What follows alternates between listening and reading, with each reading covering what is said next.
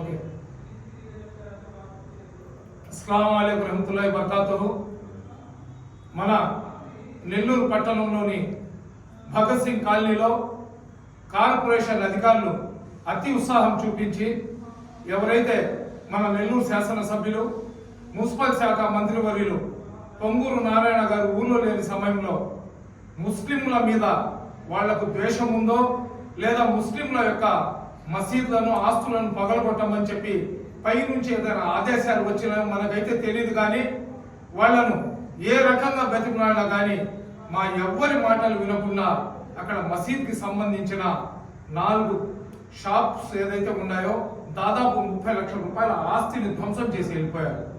నేను ఒకటే చెప్తున్నా, మన మంత్రి గారు పొంగూరు నారాయణ గారు ముస్లిం అభ్యర్థి ఎమ్మెల్యే లాగా నిలబడినా కానీ బీజేపీతో తెలుగుదేశం పార్టీ అలయన్స్ లో ఉన్నా కానీ నారాయణ సార్ ముస్లింల మీద ఎటువంటి ఇబ్బంది విపత్తు రానికుండా మా మీద ఈగ వాలనీయకుండా బీజేపీతో అలయన్స్ ఉన్నా కానీ నెల్లూరులో అందరితో కలుపుకొని ముస్లింలకు అందరితో సమానంగా చూస్తానని ఒక నమ్మకంతో అతనికి మేము ఓట్లేసినాం.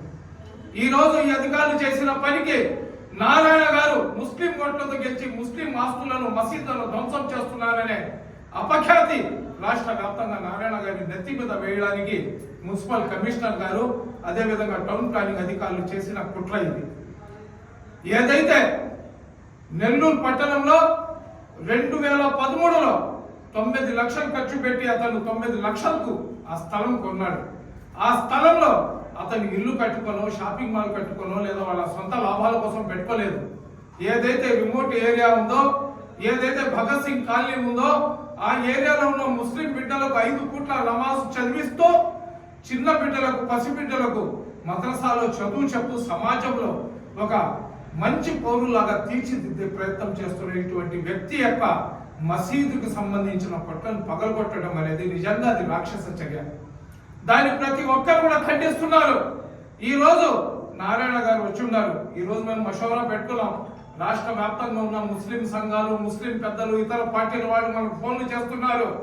హైకోర్టులో రిట్ పిటిషన్ వేద్దామంటున్నారు. ఎటువంటి నోటీసులు లేకుండా, ఎవరికి ఇబ్బంది లేకుండా, ఎవరికి అడ్డం లేకుండా స్థలాన్ని కావాలని వచ్చి పగలగొట్టారు.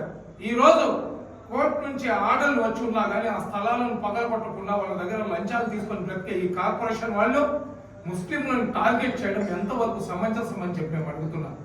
ఈ విషయాన్ని అంతా పరిశీలించిన మన నెల్లూరు నగరానికి చెందిన మన ఒక్కోట్ చైర్మన్, రాష్ట్ర చైర్మన్ హాజీ అబ్దుల్ అజీజ్ గారు ఈ రోజు సాయంత్రం కానీ రేపు కానీ నారాయణ సార్తో మాట్లాడి ఎవరైతే అతి ఉత్సాహం చూపించి అక్కడ మసీద్కి సంబంధించిన పొట్లను పగలగొట్టారో వాళ్ళ మీద ప్రభుత్వ పరమైన చర్యలు తీసుకుంటాము, అదేవిధంగా నష్టపరిహారం కట్టిస్తామన్నారు. కాబట్టి ఈ రోజు రేపు చూద్దాం.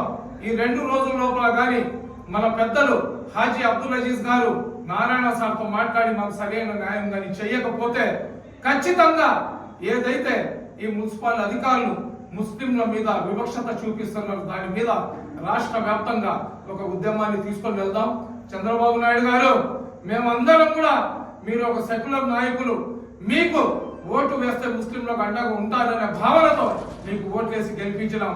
మీ మీద మాకు పూర్తి నమ్మకం ఉంది, నారాయణ గారి మీద పూర్తి నమ్మకం ఉంది, హాజీ అబ్దుల్ అజీజ్ మీద పూర్తి నమ్మకం ఉంది.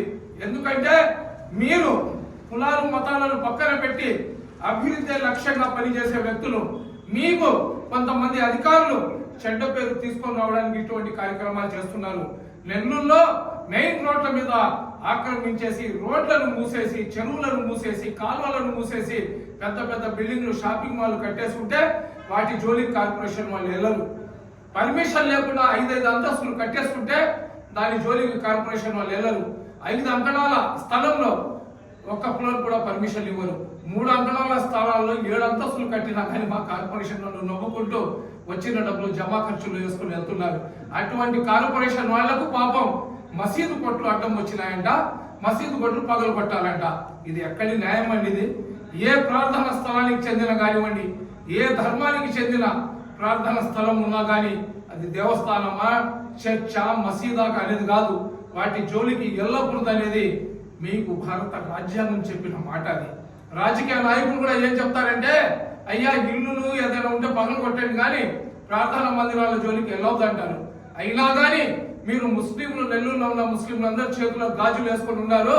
జెండా వీధిలో ఒకళ్ళకొకళ్ళకి తగులు పెట్టేసి ఒకళ్ళ మీద ఒకళ్ళు కేసులు పెట్టేసి జెండా వీధిలో ఉన్న వాళ్ళకందరూ కూడా మేము నాశనం చేసేసాము.